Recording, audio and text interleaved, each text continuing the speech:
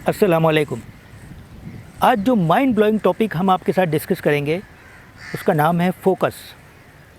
आज हम समझेंगे कि फ़ोकस क्या चीज़ है। इंसान और हैवान अपनी रोज़मर्रा की ज़िंदगी में फ़ोकस से कैसे फ़ायदा उठाते हैं। फ़ोकस हमारी ज़िंदगी पे क्या क्या असरात मुरतब करता है। और आखिरी पॉइंट्स जो कि बहुत इंपॉर्टेंट भी है, फ़ोकस की मदद से हम अपनी ज़िंदगी में क्या क्या हासिल कर सकते हैं। अगर वीडियो थोड़ी लंबी हो जाए लेकिन आप यकीन जानें ये आपको डेफिनेटली फ़ायदा पहुंचाएगी। Welcome to Shabbir Abbas self motivation. हमारा पहला पॉइंट्स, फ़ोकस क्या चीज़ है। फ़ोकस एक ऐसे नुक्ते को कहते हैं जिसकी तरफ हमारी पूरी तवज्जो हो। जब हम शूट कर रहे होते तो हमारा पूरा ध्यान हमारे टारगेट्स की तरफ होता है। जब हम नमाज़ पढ़ते तो हमारे पूरी तवज्जो हमारी किबले की तरफ होती है। और एक ऐसा चेहरा जो हमारे हर वक्त ख्वाबों और ख़यालों में नज़र आता हो, जिससे हम प्यार करते। फ़ोकस हमारा दूसरा पॉइंट कि इंसान और हैवान फ़ोकस की मदद से अपनी रोज़मर्रा की ज़िंदगी में कैसे मदद लेते हैं। देखिए, इंसानों के लिए फ़ोकस जो है ना वो एक की पॉइंट्स है।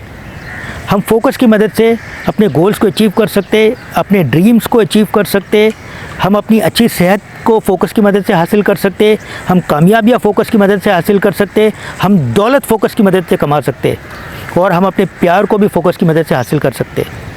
जबकि हैवान फ़ोकस को अपने टारगेट के लिए, अपने शिकार के लिए इस्तेमाल करते। उसकी मिसाल एक ईगल को आप ले लीजिए कि जब वो ऊंचाई पे बैठ के अपने फ़ोकस से अपने पानी में तैरती हुई एक मछली को ढूंढ लेती है और पूरे फ़ोकस के साथ उस पर हमलावर होती है और कामयाब हो जाती है। हमने नेशनल ज्योग्राफिक में जब टाइगर को शिकार करते हुए देखा है तो टाइगर क्या करता है, जब वो ज़ीब्रा के झुंड में जब वो ज़ीब्रा के झुंड के करीब पहुंचता है तो पहले वो फ़ोकस करता है किसी एक ज़ीब्रा को और पूरी एनर्जी के साथ फ़ोकस करते हुए उसी ज़ीब्रा पे हमला करता है। उसकी वजह ये है कि जब हम किसी एक चीज़ को परमानेंट फ़ोकस करते तो हमारे अंदर उसको हासिल करने की डिज़ायर पैदा होती है, तमन्ना पैदा होती है, तड़प पैदा होती है। वो तड़प जो है ना वो हमारे बॉडी में वाइब्रेशन पैदा करती है। वाइब्रेशन से हमारे अंदर एनर्जी पैदा होती है। उस एनर्जी की मदद से वो शेर अपनी स्पीड को बढ़ाता है और बढ़ाते बढ़ाते वो उस टारगेट तक आराम से पहुंच जाता है और उसको दबोच लेता है। अगर शेर अपना फोकस ना रखे तो वो एनर्जी उसमें पैदा ना हो, जिसकी वजह से वो हो सकता है वो थक जाए और वो गिव अप कर दे और अपने शिकार को खो दे। तो फोकस का पावर ये है। अब हम तीसरे पॉइंट की तरफ बढ़ते हैं कि फ़ोकस इंसानी ज़िंदगी पे क्या असरात मुरतब करता है। हमें इसको समझने के लिए पहले हमें इमोशंस को समझना होगा। इमोशंस एक क़ुव्वत का नाम है। जब वो फ़ोकस के साथ जुड़ती है तो फ़ोकस की ताकत जो है ना वो मल्टीप्लाई हो जाती है। इमोशंस पॉजिटिव भी होते हैं, नेगेटिव भी होते हैं। नेगेटिव इमोशंस में बदला लेना, हसद करना, जेलसी करना और नफ़रत करना है, जिसमें सबसे पावरफुल जो है ना वो नफ़रत और हसद होता है। पॉजिटिव इमोशंस में मोहब्बत, ख्वाब देखना, अपने गोल्स को हासिल करना, अच्छी सेहत की तमन्ना करना, ज़ियारत, मुक़द्दस मकामात की ज़ियारत, हज और उम्रे पे जाना, अपनी कामयाबी के जज्बात होते, दौलत हक कमाने के जज्बात होते। तो ये सारे पॉजिटिव इमोशंस है। पॉजिटिव इमोशंस में सबसे पावरफुल जो है ना वो मोहब्बत होती है। जब इमोशंस फोकस के साथ अटैच होते हैं तो उसकी वजह से उसमें एक डिज़ायर पैदा होती है, एक तड़प पैदा होती है। उस तड़प से बॉडी के अंदर वाइब्रेशन होती है। वाइब्रेशन जो है वो एक एनर्जी पैदा करती है। उस एनर्जी से इंसान मजबूर हो जाता है एक्शन लेने पे। और जब इंसान एक्शन लेता है, हरकत में आता है, एक्शन लेता है, तो उसको डेफिनेटली उसको रिज़ल्ट मिलता है और रिज़ल्ट जो है वो कामयाबी होती है। हम मोहब्बत के जो फोकस है उसको समझने के लिए बॉलीवुड की मिसाल लेते हैं। बॉलीवुड की एक मूवी है, बड़ी कामयाब मूवी रही है, ऑल द टाइम ब्लॉकबस्टर, दिल वाले दुल्हनिया ले जाएंगे। हम उसका एक सॉन्ग्स देखते और हम समझते हैं कि फ़ोकस जो है वो किस तरीके से इंसानी ज़िंदगी पे उसके क्या असरात होते हैं। आइए देखते हैं। ना जाने मेरे दिल को क्या हो गया, अभी तो यही था, अभी खो गया।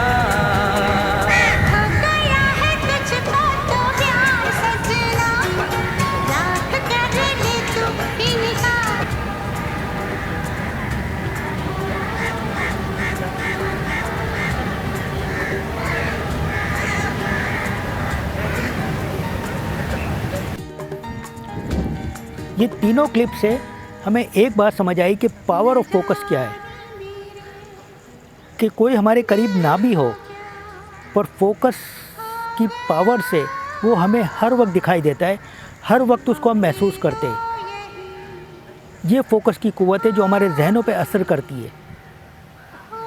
जैसे हमने कहा कि फ़ोकस में सबसे ज़्यादा पावरफुल लव, मोहब्बत होती है। तो जब किसी को मोहब्बत हो जाए तो वो ये नहीं देखती कि कितना अमीर है, कितना गरीब है, किस मज़हब से ताल्लुक़ रखता है, क्या उसकी फाइनेंशियल हैसियत है, हम कुछ नहीं देखते। वो कहा जाता है कि प्यार अंधा होता है, वो सारे फ़र्क को ख़त्म कर देता है। हम एक स्टोरी और समझते ताकि हमें और थोड़ी सी क्लैरिटी मिले। लड़का लड़की जो कि बचपन से साथ रहे, पड़ोस में रहते थे, तो दोनों की गहरी दोस्ती थी, साथ स्कूल जाना, साथ में अपना वक्त गुजारना, खेलना कूदना। अब लड़की जो है ना, उसका ड्रीम था कि उसको एक्टिंग का शौक़ था। वो लड़का जो है वो ज़्यादा तालीम में उसकी तवज्जो नहीं थी और उसकी कोई ख़ास तरबियत भी नहीं थी, जिसकी वजह से वो अपना वक्त जो है ना वो आवारागर्दी में गुजारता था। लेकिन दोनों की अंडरस्टैंडिंग बड़ी अच्छी थी। तो लड़की एक्टिंग की शौक़ को पूरा करने के लिए लड़के के पास आके उससे मदद लेती थी। लड़के का नाम मुन्ना और लड़की का नाम मिली था। तो मिली अक्सर अपने ऑडिशन के लिए, जब भी उसको कहीं एक्टिंग के ऑडिशन देने जाना होता था, वो मुन्ना के पास आके उससे एक्टिंग की मदद लेती थी, टिप्स लेती थी। और मुन्ना उसको पूरे खुलूस के साथ उसकी मदद करता था। ये मदद उसको काम आ गई। उसके नसीब ने पलटा खाया और लड़की को एक फ़िल्म के अंदर as a lead role heroine का किरदार मिल गया। दोनों बड़े खुश हुए। लड़की ने अपना काम शुरू किया और काम करते करते वो एक बुलंदी पे, एक मकाम पे पहुंच गई। क्योंकि दोनों एक बड़े लो फैमिली से ताल्लुक़ रखते थे, लेकिन जब लड़की का स्टैंडर्ड हाई हुआ, जब वो गाड़ी में आना जाना उसका हो गया, पिक एंड ड्रॉप उसको ड्राइवर के साथ आती थी, क्योंकि प्रोड्यूसर की तरफ से सारा स्पॉन्सर था, क्योंकि पहली फ़िल्म थी। लेकिन मुन्ना जो है वो इस चीज़ को बड़ा देख के बड़ा नर्वस होता था कि लड़की जो है ना वो अब उसकी पहुंच से दूर चली गई है और उसका स्टैंडर्ड बहुत हाई हो गया है। लेकिन दोनों में मोहब्बत थी। लेकिन मुन्ना को ये फ़ील होता था कि अब वो मोहब्बत सिर्फ मैं ही उसको करता हूँ, वो मुझे नहीं करती, क्योंकि वो बहुत आगे निकल चुकी है और मैं एक अनपढ़ गवार और एक जाहिल रह गया हूँ। और उसने तो अपना मकाम बना लिया, उसने तो तरक्की कर ली है, उसको ब्रेक थ्रू ज़िंदगी में मिल गया है, उसको अपना मकसद मिल गया है, वो आगे निकल गई है। तो मुन्ने को ये फ़ील होता था कि अब वो मेरे हाथ से चली गई है, या मैंने उसको खो दिया है, या मैं उसके काबिल नहीं हूँ। लेकिन दोनों में मोहब्बत थी, दोनों में तड़प थी। लेकिन मुन्ने को इस बात का एहसास नहीं था। तो जब फ़िल्म रिलीज़ हुई और फिर उसके बाद वो फ़िल्म सुपर हिट हुई, तो मुन्ना ने ये फ़ील किया कि अब मैं बेहतर है कि उसको छोड़ के चला जाऊँ, क्योंकि वो आगे जाके अपना घर बसाएगी, वो अपने पसंद के, अपने मयार के मुताबिक अपने पसंद के लड़के से शादी करेगी और वो अपना घर बसाएगी और मैं ये देख नहीं पाऊँगा। तो उसने फ़िल्म के प्रीमियर में मुन्ना को इनवाइट किया था लड़की ने, लेकिन वो नहीं गया। और उसने मुन्ना ने एक लड़की को एक ख़त लिखा। वो ख़त हम आपको सुनाते और आपको बताते कि ये कहाँ की स्टोरी है। जा रहा है मिली, अपन को हमेशा तेरे को एक बात बोलने का था। अपन तेरे को बहुत प्यार करता है मिली, लेकिन आज अपन को एक बात समझ में आ गया मिली, तू अपने लिए नहीं बनेला है। अपन बहुत छोटा आदमी है और तू बड़ी दुनिया के लिए बनेली है। तेरे को कमल जी जैसे आदमी के साथ ही शादी बनाना चाहिए। जो कमल जी तेरे को दे सकता है, अपन कभी तेरे को दे नहीं पाएगा। लेकिन अपन तेरे को किसी और के साथ नहीं दे सकता है मिली, इतना बड़ा दिल नहीं है अपना। इसलिए अपन ये शहर छोड़ के जा रहे हैं हमेशा के लिए। तू भी सोचती है कि ऐसे टाइम पे अपन क्या फालतू बात कर रहे हैं, लेकिन मिली एक टाइम अपन सिर्फ एक टाइम अपने दिल का बात तेरे को बोलना चाहता था। आपने से कोई गलती होगा तो अपन को माफ़ कर देना मिली। अपन जाता है मुन्ना। ये फ़िल्म रंगीला की स्टोरी है। तो हमने देखा कि जब फोकस के साथ इमोशन मिल जाए तो जैसे हमने कहा कि उसमें एक डिज़ायर, तड़प पैदा होती है, तड़प से वाइब्रेशन होती है, वाइब्रेशन से हम एक्शन लेते। तो मुन्ना ने भी आखिरकार वो एक्शन ले ही लिया। उसको लग रहा था कि वो उसके काबिल नहीं है, लेकिन वो तड़प की वजह से उसने एक्शन ले लिया और उसने वो ख़त लिख दिया। जैसे ही ख़त मिली को मिला, मिली ने वो ख़त पढ़ा तो डेफिनेटली उसके भी जज्बात मुन्ना के लिए उसी तरह के थे जैसे मुन्ना के थे, और दोनों एक दूसरे को फोकस भी करते थे, दोनों एक दूसरे का हर वक्त अपने ख्यालों में रहते थे। तो मिली ने सारी अपनी चीज़ें, सारी कामयाबियों को एक तरफ किया और वो मुन्ना को ढूंढने, तलाश करने चली गई, और उसके साथ जाके, उसके पास जाके उसने बड़ी नाराज़गी का इज़हार किया। आपने वो फ़िल्म का आखिरी सीन देखा होगा, अगर नहीं देखा तो आप देख लीजिए, बड़ा इमोशनल सीन है। तो हमें अब इस बात का क्लैरिटी से समझ आ गई है कि इंसानों में फोकस के साथ इमोशन जब अटैच होते हैं तो उसकी वजह से एक तड़प पैदा होती है, एक डिज़ायर पैदा होती है। डिज़ायर जो है वो वाइब्रेशन पैदा करती है, वाइब्रेशन से एनर्जी पैदा होती है, और एनर्जी की वजह से हम एक्शन ले लेते हैं बगैर सोचे समझे कि इसका अंजाम क्या होगा। और डेफिनेटली वो एनर्जी के अंदर इतनी ताकत होती है कि हमें रिज़ल्ट हमेशा पॉजिटिव ही मिलता है। अब हम चौथे पॉइंट जो कि हमने कहा था कि बहुत ही इम्पॉर्टेंट पॉइंट्स है, उसकी तरफ आ गए। और वो पॉइंट्स है कि हम फोकस को अपनी ज़िंदगी में कैसे इस्तेमाल कर सकते हैं। तो इसको समझने के लिए हमें अपने ब्रेन की काम करने की जो क़ुव्वत है उसको समझना होगा। ब्रेन के अंदर एक सिस्टम होता है जिसको कहते हैं रेटिकुलर एक्टिवेटिंग सिस्टम, जिसको शॉर्ट में RAS कहा जाता है। ये क्या करता है कि जब हम किसी चीज़ को शिद्दत से फोकस करें, जब उसमें तड़प पैदा होती है, तड़प की वजह से एनर्जी पैदा होती है, वाइब्रेशन की वजह से एनर्जी पैदा होती है। ये एनर्जी क्या करती है कि हमारे ब्रेन के न्यूरॉन को एक्टिवेट करती है, और जब न्यूरॉन एक्टिवेट होके वो हमारे ब्रेन का एक बैक साइड का एक पार्ट होता है हाइपोथैलेमस, उसको डायरेक्शन देता है कि आप एक्शन ले। जैसे हमने कहा कि इमोशंस जब फोकस के साथ अटैच होते हैं तो डिज़ायर, तड़प पैदा होती है, तड़प से वो वाइब्रेशन पैदा होती है, वाइब्रेशन से एनर्जी पैदा होती है, और एनर्जी की वजह से हम एक्शन लेते हैं। तो वो हाइपोथैलेमस बिहेवियर को कंट्रोल करता है, वो हमारे ब्रेन जो है वो हमारी बॉडी को हिदायत देता है कि आप एक्शन लो।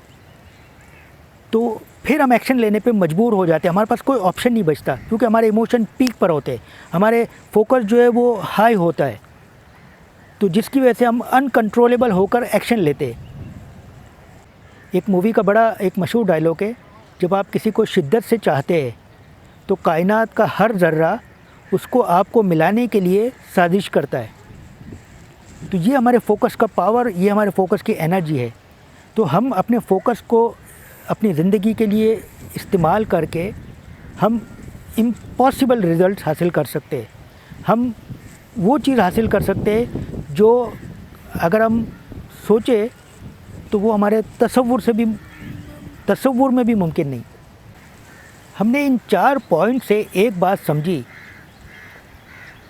कि फोकस के अंदर कितनी ताकत है। जब उसके साथ इमोशन अटैच होते और वाइब्रेशन पैदा होने की वजह से जो एक सुपर एनर्जी पैदा होती है, उस एनर्जी की वजह से हम जब एक्शन लेने पे मजबूर हो जाते तो हम वो रिज़ल्ट अपनी ज़िंदगी में मुरतब करते जो कि बज़ाहिर इम्पॉसिबल लगते। तो दुनिया के कामयाब लोगों ने अपने फोकस की मदद से जो कारनामे अंजाम दिए, उसकी लिस्ट जो है ना वो आप भरी पड़ी है। तो हम ये पूरी जो फोकस की जो आज डेफिनेशन हमने आज समझी है, उसको समझने के बाद हम इसको अप्लाई करें तो क्या वजह है कि हमें कोई कामयाब होने से रोक सकता है। हम आपके लिए नेक ख्वाहिशात रखते, नेक उम्मीद रखते कि खुदा आपको भी आपकी मंजिल तक पहुंचाए, और हम आपके लिए दुआ गो है। आप भी हमारे लिए दुआ कीजिएगा, और आप अपना ख्याल रखिएगा, और आप हमारे चैनल का ख्याल रखिएगा। Thank you very much.